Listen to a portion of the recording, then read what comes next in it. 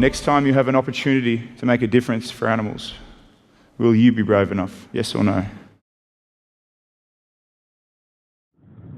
Okay guys, this is Blog 13, Activity 30. Alright kids, if you got your activity books open there, you'll be on Activity 30, and there's a number of photos of certain situations and scenarios that we come across on a daily basis here, tracking guys. So we'll look at the first photo there. It's where a twig has actually been pushed over and broken, or it's been trodden on. It's a very faint sign, but it's something that our guys can pick up on. And if we see that, then potentially it could be someone that's walked on the twig, broken the twig, and then continued on. Okay, the second photo we've got there, it's actually a rock kicked over. Now you might say, oh, how can you really tell much from just a rock being kicked over? But having that rock turned over, you can see underneath, you can actually put a time frame on how long ago that rock was kicked. If it's still quite damp and quite moist underneath, because the sun hasn't actually hit it too much and dried it out, you can say, well, this is relatively fresh spore that we're tracking here. All right, photo number 3 there. It's a pretty obvious one, especially in soft sand like that.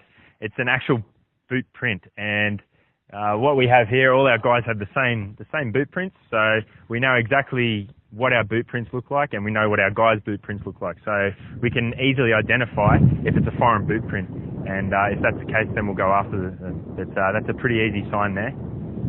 Okay, another one there, which is quite a handy tool to tell how far we're actually behind someone, or how old that spore is people pushing through the bush, and especially in the wet season here, if they break a branch as they're going through, that branch can tell a story as well. So you can look at it, you can say, well, it actually dehydrates over time, so it dries out in the sun, just like the rock that's been turned over.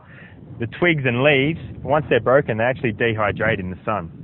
Okay, so there's another one there with boot prints, and obviously a pretty easy one there to tell how many people are laying spore, or how many people are in the property. So you can identify different boot prints. They might be wearing the same boots, but they might have a different wear pattern. So that's something you need to factor in as well. So it's a very important one to find out how many people you're actually tracking, okay? If you're tracking one person, are they armed? Are you tracking 4 people? Are they unarmed, or have they got axes? Or all that stuff, it tells a story. So it's very important to keep an eye on that. Okay, there's another photo there that says a lot of things. You've got the boots there, but you've also got, if for the keen eye there, you can see where someone's actually rested their weapon down. So the actual butt, the stock of the weapon is sitting on the ground. So a guy sat down, and he's probably just leaning on his weapon, or resting the weapon in the dirt. So that's an important one to find out if the guys are armed or if they're not.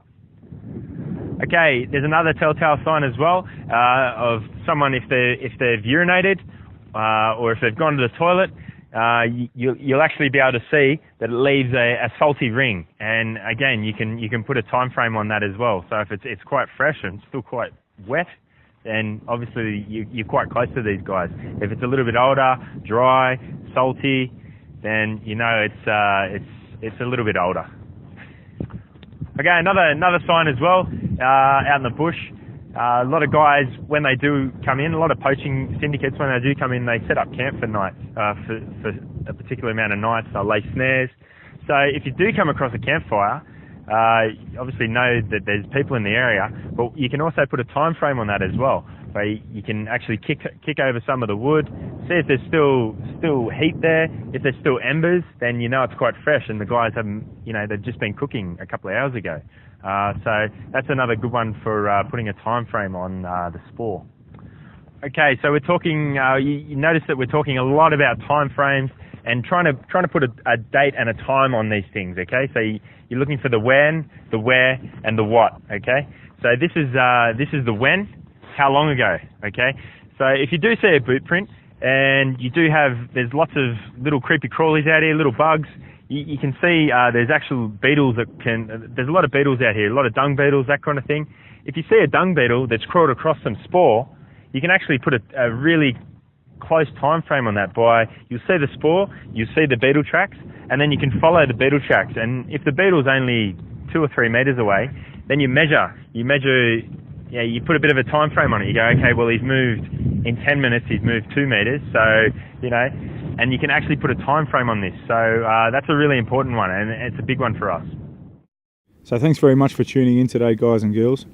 Your teacher's now going to take you through an activity which covers some of the topics that we've spoken about today.